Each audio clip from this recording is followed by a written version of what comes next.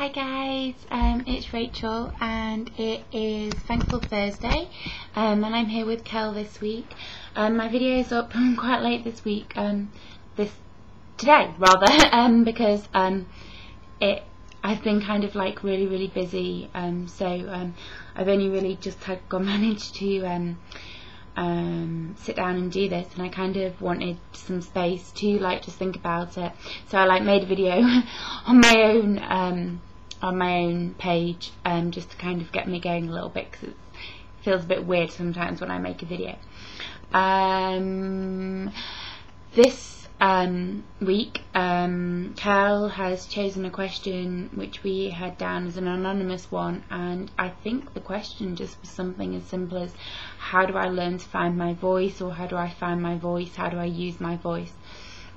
I watched Kel's video on this beforehand.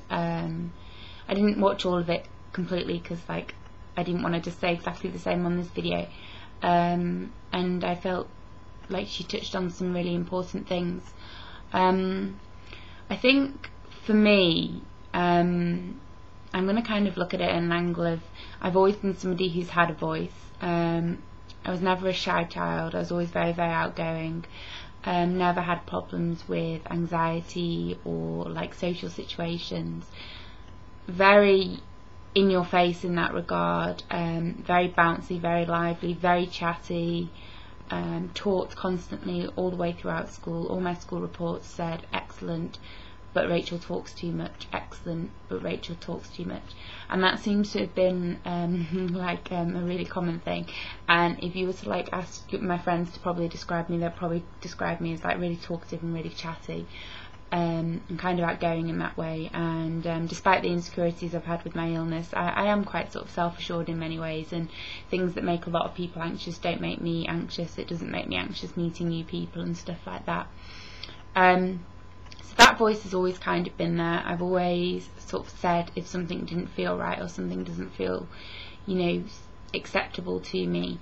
Can be quite opinionated at times.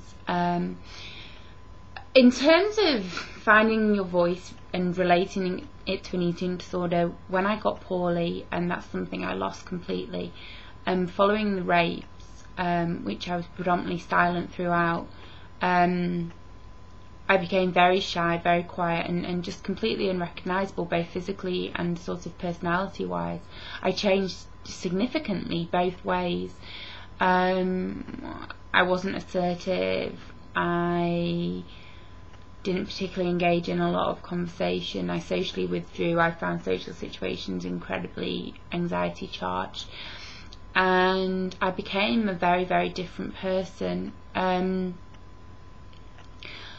think for my friends and my family that was kind of something that was very noticeable, and I don't think I did see it happening myself, and I did kind of realise that in social situations I'd be the one who sat in the corner and didn't want to talk to anybody. Felt very self-aware, particularly conscious of myself, to the point of paranoia, thinking people were talking about me. So that kind of changed significantly really when I got poorly.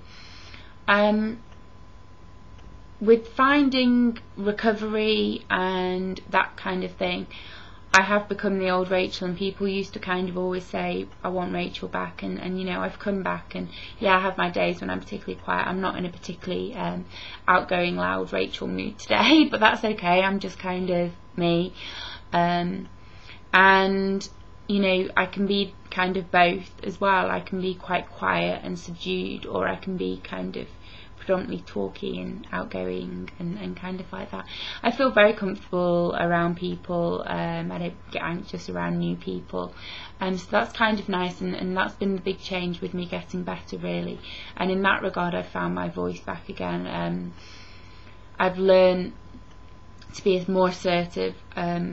I mean, this has taken years of therapy. I've learned to be able to say no. I've learned to be able to say, well, do you know what, this is my boundary, and I actually don't feel comfortable with this being crossed. And with regards to finding my voice, I've also been able to set boundaries with people and to say when I feel like people are taking the piss out of me. A number of times that's happened to me. it kind of goes on in my life at the moment with certain people. Well, I don't particularly want to set my father's one of them, and it, you know, and it means me finding my voice and setting boundaries and saying, do you know what, but that's too much, and I don't appreciate the fact that you're doing that. And it's incredibly difficult. Yeah, I think also that, you know, you have to do it because, you know, in the long run that's going to feel better for you. And as difficult as it is, it's important to set boundaries and to find your voice and to have that. My advice with it is therapy, really, and that's predominantly what's helped me find my voice. I also believe, with regards to the eating disorder and finding a voice that isn't your anorexia, is quite an accomplishment, really. And it's about maybe having those two voices and sort of saying, well, do you know what, I'm going to choose to use my voice. I'm going to choose to listen to Rachel. I'm not going to listen to the disease that's trying to kill me. I'm going to listen to Rachel, and I'm going to say, do you know what, this is what you need to do. And if I don't want to particularly eat dinner, rather than listening to that voice, I'm going to say, well, do you know what, you know, yeah, you've controlled me for X amount of years, and you've told me this and you've told me that, but right now I don't particularly want to listen to you, and do you know what, I'm going to set a boundary with you, and you're not going to push me. I'm going to do this, and I'm going to do it to the best of my ability. Okay, if you can't eat a complete meal, you don't, you know, you don't have to, you know, be mad at yourself for not succeeding. The difference for me isn't in the food itself, it's in the attitude with the food. So it's in the attitude in the sense of, okay, so and so's gone away today, and that gives me the opportunity not to have dinner. My parents aren't in, so I don't have to have dinner. Well, to me, the difference in terms of being in recovery and such and trying to find your voice is by saying, do you know what, I could listen to you and I could skip this or do this or whatever, but you know what, I'm going to actually try and listen to the part of me that wants to get better, and I'm going to maybe phone a friend and say, do you know what, my folks are out and I really want to make dinner because I've been doing really, really well when they've been here. You know, can you suggest anything? Can you support me with anything? I'm finding it really difficult. And so to me, it isn't what you ultimately then end up making, it's the mindset that you're in when you're trying to do it. It's that willingness to try.